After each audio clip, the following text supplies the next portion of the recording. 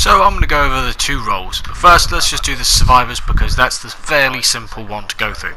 So, rather simply, the survivors have the ability to choose an item, so this can be a key, a map, an engineer's box, a flashlight, or a medkit. Each one having its own ability. So, for example, the engineer's box allows you to fix generators, which we'll go through in a minute. First aid kits allow you to heal through the various states. Flashlights allow you to blind, but it doesn't really do anything to killers. Maps allow you to locate things easier, and keys allow you to open up the sacred hatch. Again, we'll go into that in a bit more detail later on. So, also they have perks that they can use, and an offering. Offerings allow you to change the game aspects, and the perks allow you to change various skills that your character has. So, for example, you can stab the killer in the back if you've been picked up by him, you can run quietly, you can heal quickly, you can heal without a med kit. Pretty much anything you can pretty much think of that would be very helpful against a murderous psychopath you can use in this. Right, I'm going to start very quickly. I'm starting in the basement, which is one place you don't want to be when you're the survivor. Now, what you have to do when you enter a game is you have to fix generators. You find the generators, you then fix them with a toolbox or just your bare hands, doesn't really matter. And you have to do this before the killer kills you and your teammates. Normally, to be honest, a victory condition would only be one. You can have one survivor escape, and that would be that. Each survivor comes with different skills, which then aids in this aspect. At the moment, we're playing on Kill Your Friends, so I'm playing with a mate of mine. You probably know him. He's the Scorpion Tor. So, at the moment, I'm looking for a generator to fix. Now, these are easy to spot because they are basically giant tall towers with a small little engine underneath it. Once you fix this, it will light up and the killer will be able to see where that place was. So, for example, now as you can see, my friend the Scorpion has caught up and is now playing the Hag, but this is very useful and he's pulled me off and being a complete dick. But we'll get to that. Basically, when you've been picked up by the killer, you have the opportunity to wiggle away. Now, as I said, this is Kill Your Friend, so I'm actually talking with Scorpion now, and we have agreed how we're going to do this, so he is not taking me to where he needs to take me just yet. So you can wiggle free and escape your captor. For example, I'm going to be a cheeky bastard and fix this generator, and to show you what happens. Is basically what happens is that it'll light up on the screen. You'll see this when I play the killer. So it'll fix, the light will come on, and then you'll get progress. Now, on Kill Your Friends, it's definitely changed and been improved, considering the fact that normally it is just you and one friend playing the killer. So it means that you have a major disadvantage. You had a major disadvantage where you had 5 generators to fix, and there was just the one of you. This takes absolutely forever to do. Whereas on this version of the improved version, you have only 2 to fix. Now, at the moment, as you'll notice, the Hag is laying down something called a Hag Trap. Now, a Hag Trap is something that the killers can use. Basically, well, I say the killers can use, they can't use the Hag Trap. The Hag has the ability to sit down little hexes on the floor, which will pop up with a decoy like that. The Hag can then jump to it. All the killers have different traps. They can all do different things to do whatever it is they need to do. Now, back to the generators.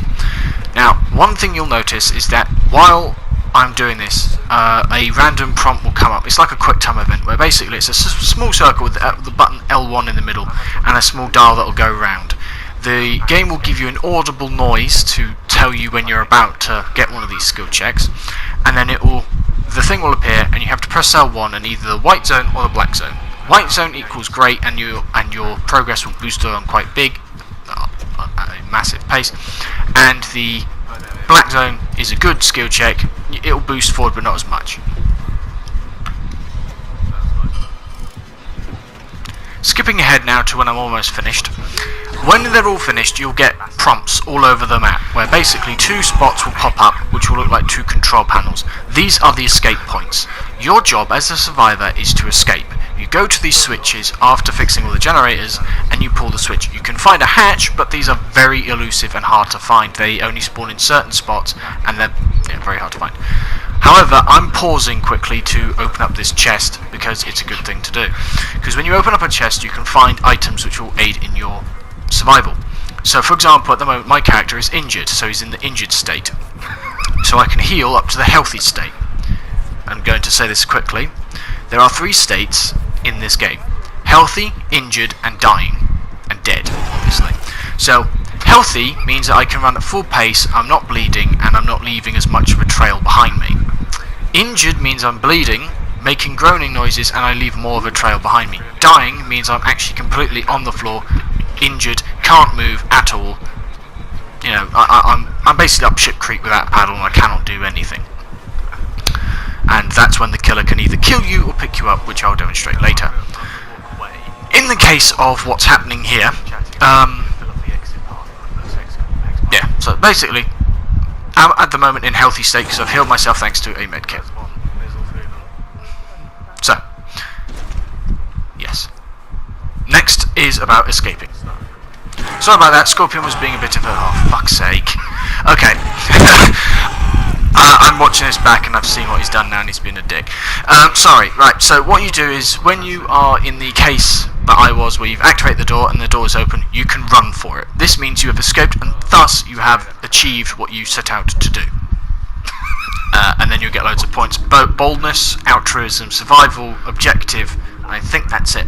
Each one stands for a different thing. So survival basically means survive for as long as you can. Objective means survive for a period of time.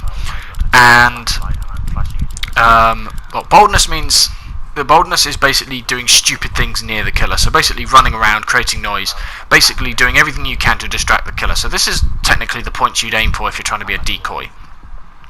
Objective is obviously fixing the generator, getting out and doing all that sort of stuff. Altruism, I think it's about self-sacrifice, so basically, you know, staying on the hook and dying on purpose to try and get the killer to kill you and allow your friends to escape. I think it's like that, I'm not entirely sure. So, let's just say, okay. So, next we have me versus the Scorpion playing his favourite character, the Huntress. Now the Huntress has another ability unlike the Hag. She can throw throwing axes, which make her very dangerous when you're running in a straight line. So it's a lot like the Cannibal, if you've ever heard, if you know what the Cannibal is. The Cannibal can run in a straight line and basically hit you with a one-hit kill axe.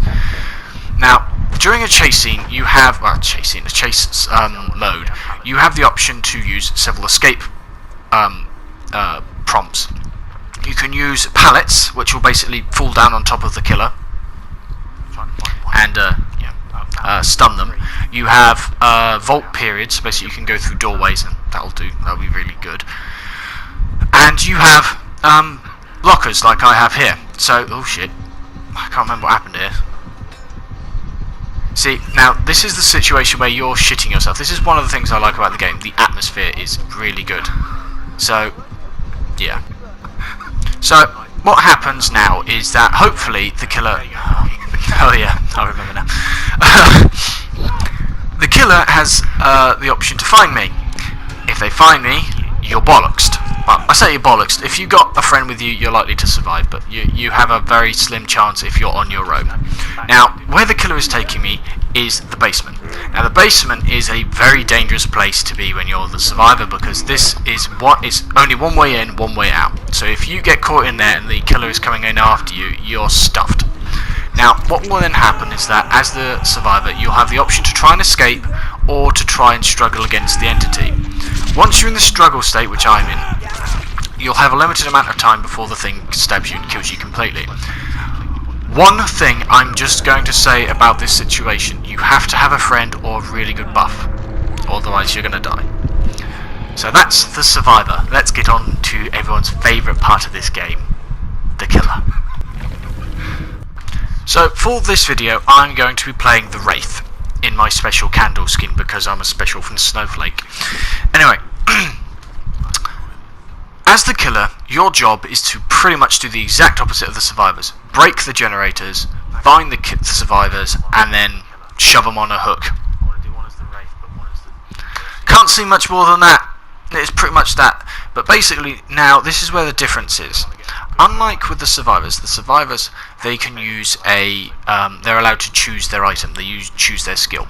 Whereas with the killers, they don't get that choice. They have a set skill for the killer that you're using. So, for example, with the Wraith, you have the Wraith Bell, which makes you partially invisible except for a small heat wave when you move. The Nightmare is always invisible, but he can't become invisible. He has to make people go into a dream state, and he can stab them. He's unfair as fuck. The Doctor can make people go mental and have 3 mental states. The Spirit, which is the new character who is added, and I'll be showing you later, is able to phase walk basically for a short distance, and she could. But the thing is, though, is that her body will stay in the same place, but her spirit will move around, which is really quite a cool feature. So it's great at fooling people into thinking that you're nowhere near them. Anyway, also all the perks, you can use any of the perks that the other colours use, but the add-ons you use with your particular skill, they're always going to be for the select character that you're using. Ding dong. Now, here we have the main gameplay as the killer. So, unlike the survivor, you play in first-person mode. You also get sight on pretty much all of the items on the map, so you can see your totems that you have hex totems on. I'll explain in a second. You have generators, you can see your hooks. You can't see the hatch, and you cannot see the switches. That's just a given. Now, totems are these small little pyramid-looking things, really tiny things with skulls on top of them. Some of them have candles in. The ones that have candles that are lit in them, these are your hex totems.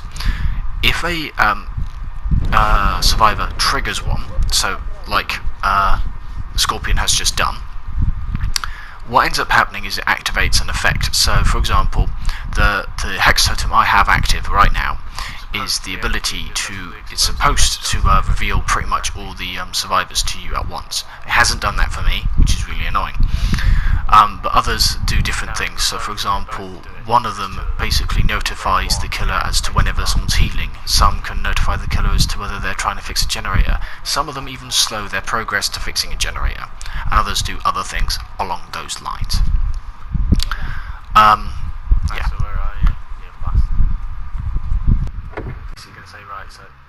Right, so the one thing about all the killers is that they have different disadvantages to others than you'd think. So what I'm going to do is in a couple of seconds, obviously you can't hear me, but I'm going to physically tell Scorpion Torn to look for me. Now, obviously you wouldn't do this in an actual game, but the point is it's just to show you that the Wraith has one major disadvantage. So, I'm going to tell Scorpion to point his flashlight and blind me. And that will prove to you that he'll be able to see me. It's because of a heat wave that the Wraith gives off when he moves about, which is really annoying. So, any second now, I'm literally going to tell him. So, it's about now. There we go. So, any second now. So, I think I've just about told him. I'll move a bit to the right before I'll do this. I can't fucking tell me. Right, so here we go. 3. See? So, despite the fact that the ability says I'm invisible, I'm not. It's really annoying. And also I come out of the ability as well, which is really stupid, but fuck it. Now, one of the other things about being the killer is that you'll enter a chase mode. You'll do the same with the survivor, but except you'll be leaving this trail that I'm following, this little red scratchy thing. Now, what ends up happening with this is that as you're so basically, if they run, they'll leave this trail behind. If they walk, it might get rid of it, but it depends. If they're bleeding, the trail will be a bit more obvious. Now, what will end up happening is that you'll keep on chasing this little red crisscrossy thing for as long as you can keep on chasing them. And eventually, you'll be able to catch them and smash them. The thing is, though, is that your great killers, for some strange reason, are super quick in a straight line, but as soon as you go around a corner, they're fucked. So basically,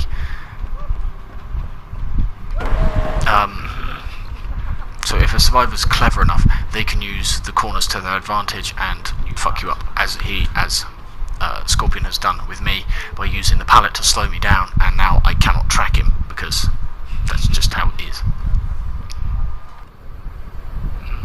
I've lost you. Now this is a situation you'll see a lot as a killer.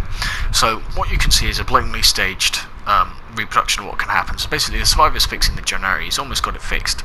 So what will happen is that me as the killer, I will move forward and try to stop him, but the best thing I can do is actually stop his generator from being fixed. So I will appear, because I can't do anything while in wraith form, he will spot me and run away. I can then break his generator, and I mean severely break it. You can do it as many times as you want and completely stop it from working. But then by using the blood trail, I can find out where he is. Voila. You can, basically it's like having an insta-kill thing, where you can pull them out of the closet and it will kill them. So then your job as the killer is to get them to a hook. As soon as you get them to a hook, you've killed that person, unless they get saved or can pull themselves off. It's unlikely if they're on their own, because the game will pretty much end, which is really effing annoying if you're the killer. No, survivor, sorry. Okay, so let's just sum this up while I kill him for breaking all my bloody totems.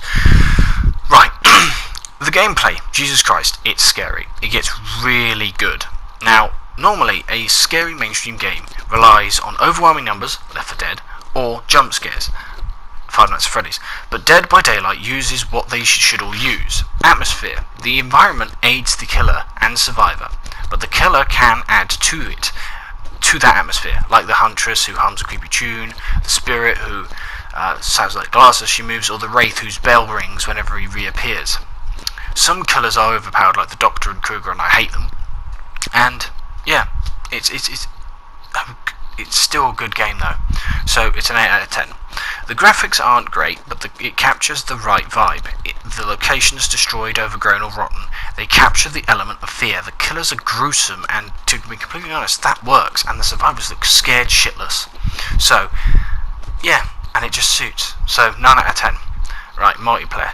This depends on the game you've entered. If you've got a good team, you're golden. If you've got a bunch of arseholes, you're on your own if you get caught. And that happens a lot.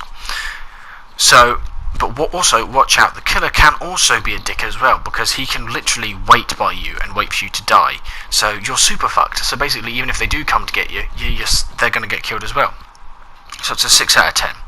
So overall, it's a 23 out of 30. It's enjoyable, but you might need more than just you to play it. So have fun, really. It's a good, scary game that, to be honest, you can get used to. It's a bit gruesome in places, of course. So yeah, see you next time as we take a look at, hopefully, a good game. Please, Odyssey, please be a good game.